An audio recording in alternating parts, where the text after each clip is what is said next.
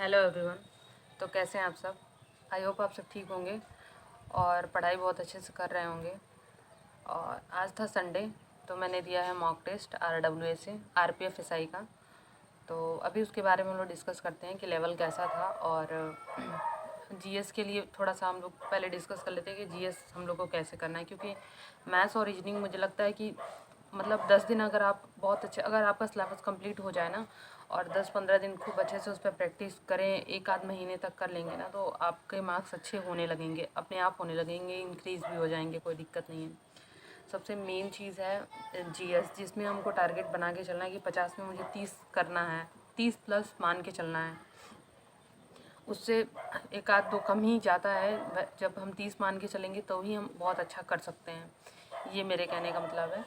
तो आप लोग क्या करिएगा, जीएस के लिए स्टैटिक जो है ना पोर्शन, उस पर थोड़ा ज़्यादा ध्यान दीजिएगा। स्टैटिक में जैसे मान लीजिए अभी मैं बता रही हूँ, जो बार बार मैं कहती हूँ कि खेल की शब्दावली ज़रूर याद कर लीजिएगा। और साइंस बहुत डीप में तो नहीं पढ़ सकते हैं, कोई भी हो, बहुत सारे जो मतलब साइंस बैकग्राउंड से होंगे उनका तो थोड़ा ठीक होगा। जिनको बायो वगैरह में नहीं इंटरेस्ट होता है उनको उतना अच्छा नहीं लगता है। तो आप लोग साइंस भी जैसे ऑन एन एवरेज जैसे लुसेंट की बुक से जो साइंस पढ़ लीजिएगा जितना हो सके उतना, और वहाँ से क्वेश्चन मिल जाएंगे आपको, जहाँ तक लगता है। और देखिए आज मुझे एक जीएस में क्वेश्चन मिला था, मैं आपको बता रही हूँ हिस्ट्री में। जैसे जो नदियाँ हैं ना, जो उनका पुराना नाम क्या था, जैसे झेलम नदी, चिनाब नदी और रावी नदी, सतलज नदी, इन सबों का पुराना नाम क्या था वैदिक काल में। वैदिक सभ्यता में जब आप पढ़ेंगे ना तो ये चीज़ें मिल जाएंगी। और लुसेंट में पूरा इकट्ठा एकदम एक जगह दिया हुआ है, तो आप वहाँ से कर सकते हैं।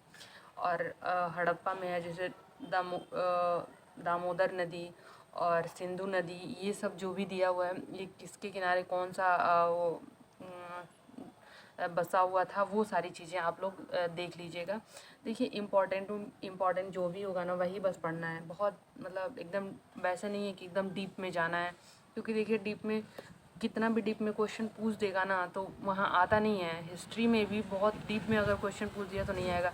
आज एक हिस्ट्री में मुझे क्वेश्चन मिला है, बहुत डीप तो नहीं कह सकते हैं उसको, लेकिन जो मतलब वैसा पढ़ा होगा वो कर ही ले जाएगा, लेकिन मुझसे नहीं हुआ है वो क्वेश्चन।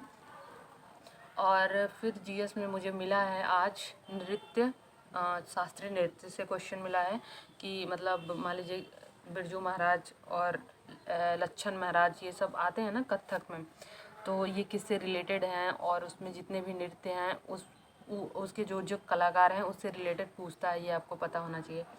और वाद्य यंत्र भी पूछ लेता है, और ऐसे जो राज्य के नृत्य होते हैं वो भी पूछता है। तो ये सब चीज़ें मैं बार बार बोलती हूँ कि ये सब चीज़ें आप लोग पढ़िए, इसको याद करिए।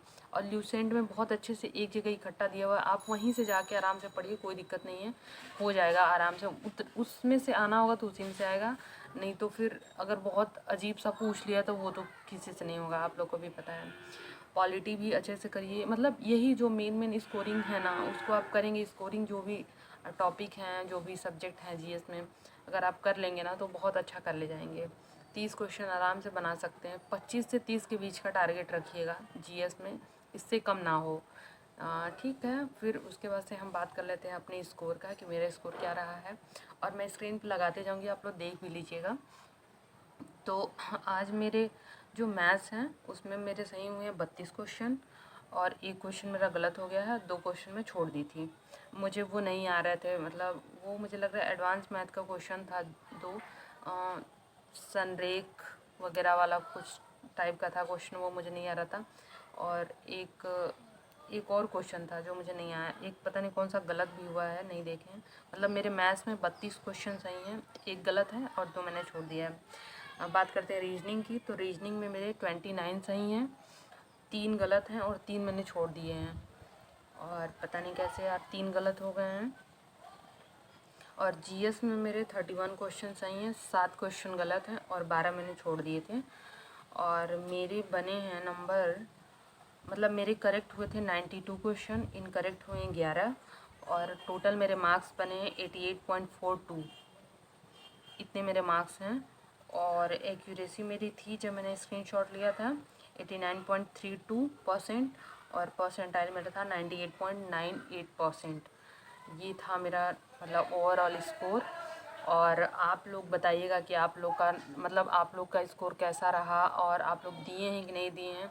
और दीजिएगा तो ये मत सोचिएगा कि कितने नंबर आ रहे हैं, और ये सब चीज़ें किसी से कंपेयर भी नहीं करके चलना है, नहीं तो फिर बहुत डिमोटिवेशन होता है।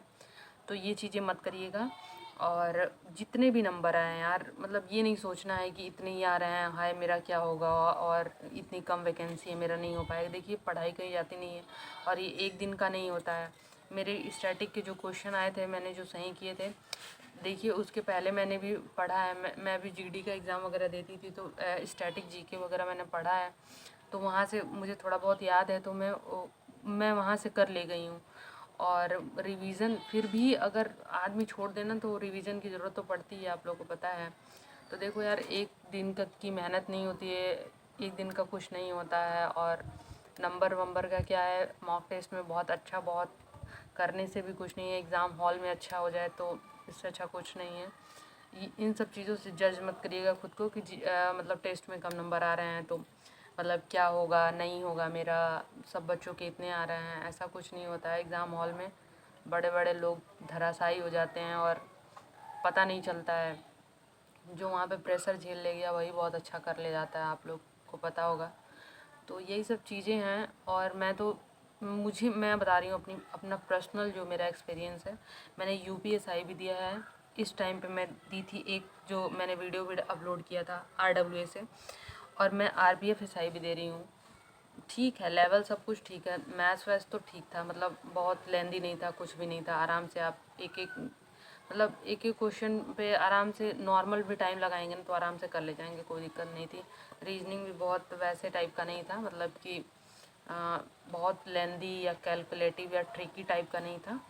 और जीएस का तो मत पूछिए, जीएस तो जो आप पढ़े हैं जिसमें से आ गया तो कर ले गए, नहीं आया तो फिर वही हाल है सबका, तो उसका भी कुछ नहीं किया जा सकता है। बस हम यही कहेंगे बार बार कि एक सिलेबस के अकॉर्डिंग पढ़िए। और टेक्स्ट बुक से, मैं तो कहूँगी आप टेक्स्ट बुक से मोस्टली जितने भी आपको टेस्ट देने हैं आप टेक्स्ट बुक से दीजिए। आरडब्ल्यूए देखिए, कहने के लिए तो इंसान कुछ भी कमेंट कर देंगे लोग कि हाँ आप आरडब्ल्यूए से एक बार लगा के देखिए, उसका लेवल देखिए बेस्ट है। देखिए लेवल से नहीं मुझे मतलब है, हमको अपने सिलेबस के अकॉर्डिंग पढ़ने से मतलब है, और उसके अकॉर्डिंग एग्ज़ाम में क्वेश्चन आए तो मैं कर ले जाऊँ उससे मतलब है।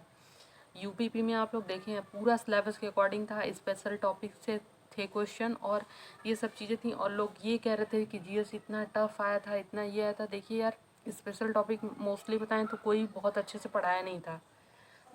एक दो चैनल को छोड़ के किसी ने अच्छे से पढ़ाया नहीं था, और बच्चे जो छोटे चैनल होते हैं उसको सीरियस लेते नहीं हैं।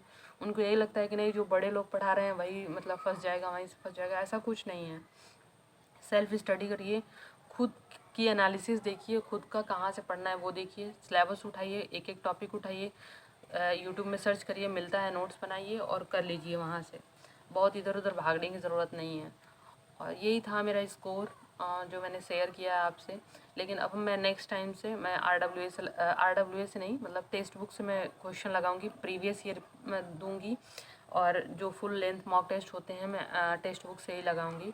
यूपीएसआई भी मैं वहीं से करूंगी, कभी कभी मन हुआ तो आरडब्ल्यूए से भी दे लूँगी, लेकिन वहाँ से करिए आप लोग। मुझे लगता है वहाँ का लेवल मतलब थोड़ा बेटर है, ये भी ठीक है लेकिन वहाँ का बेटर है, आप वहाँ से करिए। और फिर जो भी आपके डाउट होते हैं वो कमेंट बॉक्स में बताइएगा। मॉक टेस्ट नहीं दिए हैं तो मॉक टेस्ट ज़रूर दीजिए, टेक्स्ट बुक से दीजिएगा तो मतलब कमेंट करा करिए, तो ये भी बताया करिए कि आरडब्ल्यूए से आप दे रहे हैं कि टेक्स्ट बुक से दे रहे हो, कितने नंबर आ रहे हैं और किस चीज़ की आप प्रिपरेशन कर रहे हैं। और ये सब सारी चीज़ें आप लिखेंगे तो मुझे थोड़ा सा उस चीज़, मैं भी कमेंट पढ़ती हूँ, मैं आंसर भी देती हूँ, मुझे भी अच्छा लगता है देख के कि हाँ इनके इतने नंबर हैं, और मतलब ऐसे थोड़ा सा अच्छा लगता है। बस आप लोग कमेंट ज़रूर करिएगा और जो भी डाउट होगा ज़रूर पूछिएगा।